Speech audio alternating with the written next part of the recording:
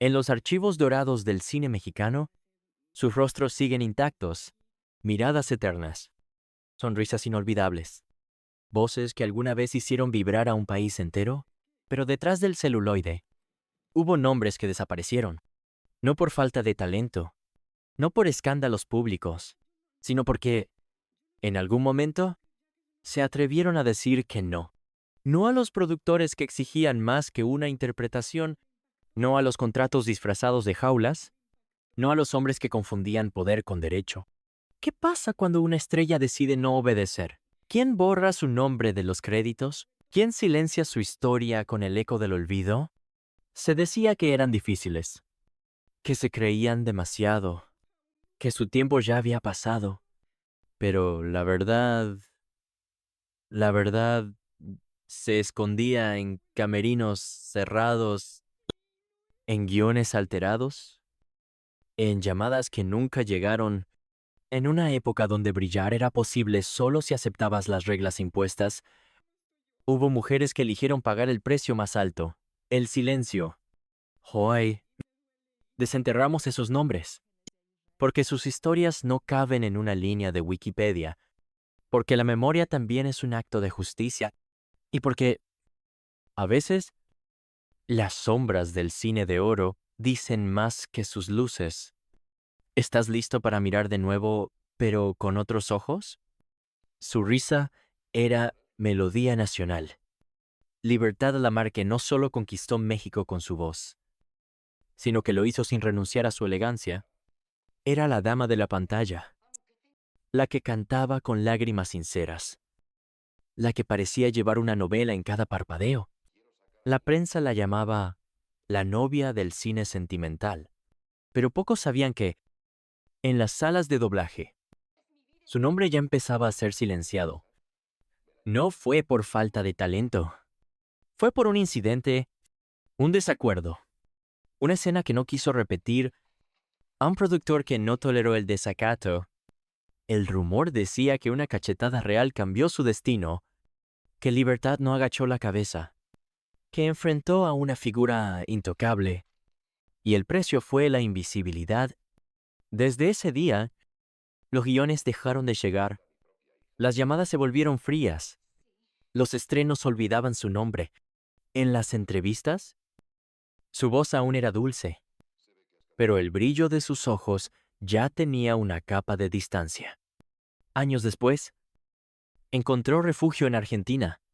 Allá aún le recordaban, allá aún le aplaudían. Pero en México, el país que alguna vez la adoró, su rostro comenzó a desvanecerse de los carteles, como si nunca hubiera estado, como si el silencio fuera suficiente para reescribir la historia. Testimonios de actrices jóvenes hablaban de su valentía, de cómo se negó a aceptar escenas humillantes, de cómo les enseñó que la dignidad valía más que la fama. Pero la industria no premia el coraje, lo castiga. Libertad vivió muchos años más. Murió con serenidad, pero con una pregunta sin respuesta. ¿Cuántas veces fue castigada por simplemente ser fiel a sí misma? Era la reina del ritmo. Meche Barba bailaba como si el escenario fuera su segunda piel. El público la adoraba. Su mirada coqueta, su cuerpo en movimiento, su presencia feroz. En la época dorada del cine mexicano, era imposible hablar de rumbera sin nombrarla, pero detrás de cada paso perfecto, había una batalla silenciosa por mantenerse a flote. Nació en Nueva York, pero su corazón y su carrera crecieron en México desde muy joven. Los reflectores la buscaron, su talento natural, su disciplina inquebrantable y su carisma la convirtieron en estrella. La prensa la llamaba la muñeca de chocolate. Y su imagen aparecía en todas las revistas populares, pero no todo era ritmo y brillo. Se decía que Meche era demasiado independiente para algunos, que no aceptaba imposiciones, que no se dejaba manipular. Durante años, luchó por roles más complejos, menos estereotipados, pero el sistema prefería a las sumisas. Los papeles empezaron a escasear. La industria, que la elevó, También la abandonó en un momento clave de su carrera. Meche se enamoró del actor Fernando Fernández, casado en ese entonces con Lupita Palomera. Ese romance provocó escándalo, y muchos aseguran que fue el punto de quiebre. A partir de ahí, los proyectos se desvanecieron, su nombre dejó de sonar, y aunque nunca lo dijo en voz alta, el dolor del exilio artístico se notaba en cada declaración. Pasó décadas alejada del cine. Apenas en los años 80, con la telenovela María Mercedes, el público redescubrió su talento, pero el daño ya estaba hecho. La gran estrella de las rumberas había sido silenciada por un sistema que no perdona a las mujeres que deciden amar, rebelarse o simplemente existir con libertad. Tenía el rostro de una diosa griega y la melancolía de un poema inacabado. Miroslava Stern, nacida en Checoslovaquia y llegada a México como refugiada del nazismo, se convirtió en un ícono del cine mexicano con una rapidez casi irreal. Su elegancia, su acento extranjero, su aire de misterio la hicieron irresistible para el público. Pero nadie imaginaba que detrás de esa perfección había una tristeza que no encontraba escape. Brilló junto a Pedro Infante, Arturo G. Córdoba, Luis Aguilar. Películas como Ensayo de un crimen de Buñuel mostraron su capacidad dramática más allá del físico, pero dentro de ella, algo se quebraba poco a poco. La industria la encasillaba como la mujer bella, inalcanzable, trágico, y esa misma imagen comenzó a invadir su vida real. Se decía que estaba enamorada de un hombre que nunca pudo tener, el torero Luis Miguel Dominguín. Se rumoreaba que el rechazo de él la devastó, pero los testimonios más cercanos apuntan a algo más profundo, un agotamiento emocional, una presión constante, una soledad disfrazada de éxito. Las cámaras la amaban, pero fuera de cuadro, el silencio era ensordecedor. En 1955, a los 29 años, Miroslava fue hallada muerta en su departamento, una sobredosis de barbitúricos. Junto a ella, una fotografía de Dominguín. La prensa lo cubrió con romanticismo barato, pero muy pocos hablaron de cómo la industria la utilizó, la exprimió y luego la dejó sola. Luis Buñuel confesó años más tarde que, tras su muerte, tuvieron que usar una doble para filmar las escenas finales de Ensayo de un crimen. Miroslava no dejó cartas ni explicaciones, solo su obra y una pregunta latente. ¿Cuántas mujeres fueron empujadas al borde por no poder ser lo que el cine exigía, sin nunca preguntarles qué deseaban ser? Tenía unos ojos que no pedían permiso. Katie Jurado era fuerza pura en pantalla, voz grave, presencia dominante, y un rostro que rompía con los estereotipos de belleza impuestos por Hollywood. Fue la primera actriz mexicana nominada al Oscar y la primera en ganar un Globo de Oro. Pero esos logros, lejos de protegerla, la colocaron en la línea de fuego. En México, algunos la veían como demasiado estadounidense. En Hollywood, nunca la dejaron ser otra cosa que la mujer exótica, la indígena fuerte, la much peligrosa. Ningún papel de protagonista romántica, ningún guión que la permitiera mostrar toda su dimensión. Decían que tenía el rostro para papeles intensos, no para los dulces. Así la etiquetaron, así la limitaron. Se decía que tuvo relaciones con Marlon Brando y John Wayne. Lo que pocos mencionan es cómo esos vínculos fueron utilizados por la prensa para desprestigiarla en su país, mientras en UU apenas le abrían las puertas. Era lo suficientemente brillante para compartir escenas con los grandes, pero no lo suficiente para tener una historia propia. En la industria mexicana, sufrió el castigo típico de las mujeres que triunfan fuera: la sospecha, el rechazo, el olvido selectivo. Pese a su historial impecable, los papeles dejaron de llegar, y cuando regresó a México, encontró una industria distinta, que ya no la miraba como antes, como si haber cruzado la frontera fuera una traición. Vivió muchos años, algunos de ellos en soledad, murió en 2002 con honores. Sí, pero también con deudas simbólicas. Nunca tuvo un homenaje nacional en vida. Nunca fue celebrada como el ícono que realmente fue. Y así, la historia de Katy Jurado se convirtió en otra advertencia silenciosa. Cuando una mujer desafía los moldes, la industria primero la usa y luego la niega. Era la perfección personificada. Dolores del Río no caminaba, flotaba. Su elegancia era legendaria. En Hollywood, fue la primera actriz mexicana en triunfar como estrella internacional. Rostro simétrico, voz sereno, movimientos milimétricamente gráciles. Pero detrás de esa imagen sin fallas, había una mujer obligada a sostener un pedestal que nunca eligió.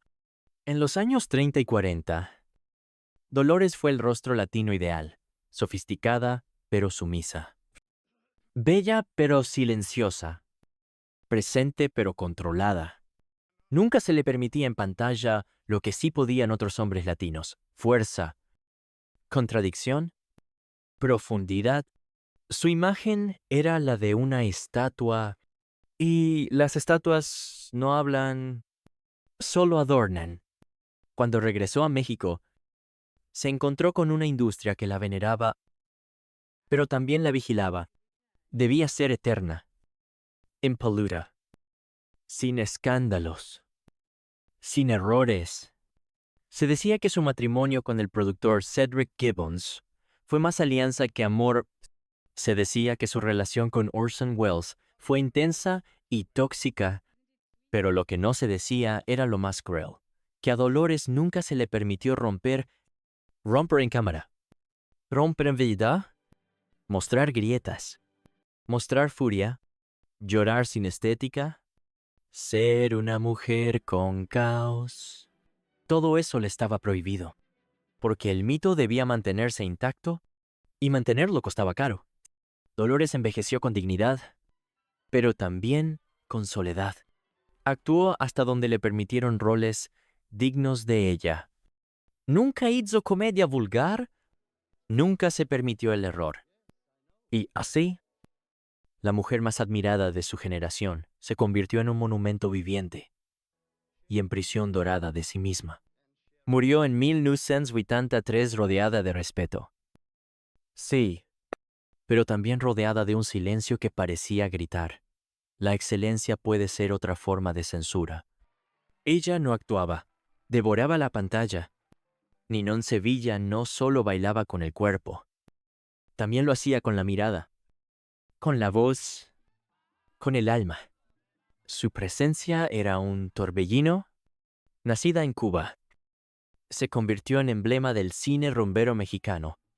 Pero su fuego escénico fue también lo que muchos no supieron o no quisieron contener. En los años 40 y 50, Ninón rompió todas las normas. Mostraba piel sin pedir permiso. Hablaba fuerte sin bajar la cabeza. Elegía sus papeles y desafiaba a directores. Se decía que llegaba con sus propias sugerencias de guión, que exigía igualdad de condiciones, que protegía a las actrices jóvenes de abusos, y eso, en un sistema de hombres con egos frágiles, era imperdonable. Su éxito fue inmediato. Películas como Aventurera la convirtieron en mito viviente. Pero mientras el público la idolatraba, la crítica conservadora la condenaba, la acusaban de vulgar, de corromper los valores, de ser demasiado carnal. No importaba que sus personajes fueran mujeres que luchaban contra la marginación. Para el sistema, Ninón era peligrosa, porque no necesitaba a ningún hombre que la validara. Un día, los contratos dejaron de llegar. No hubo escándalo. No hubo caída pública. Solo el silencio. Los estudios la dejaron fuera de las grandes producciones. Decían que su estilo ya no encajaba, que era del pasado. Pero la verdad era otra.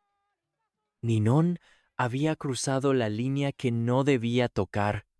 Había tomado demasiado poder. Y eso, el cine de oro no lo perdonaba. Vivió muchos años más. Siempre orgullosa. Siempre fiel a sí misma. Nunca pidió disculpas.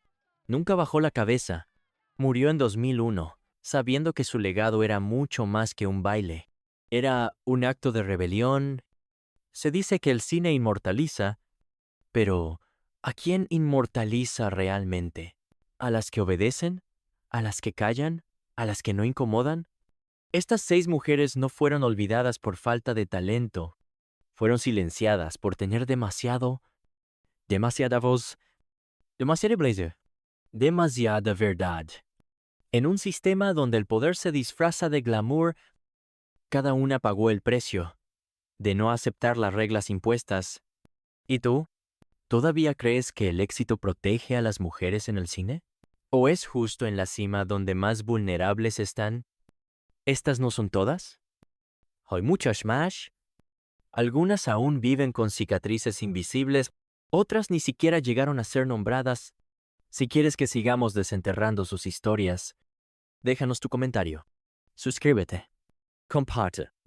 Porque mientras no se cuenten, el silencio seguirá ganando.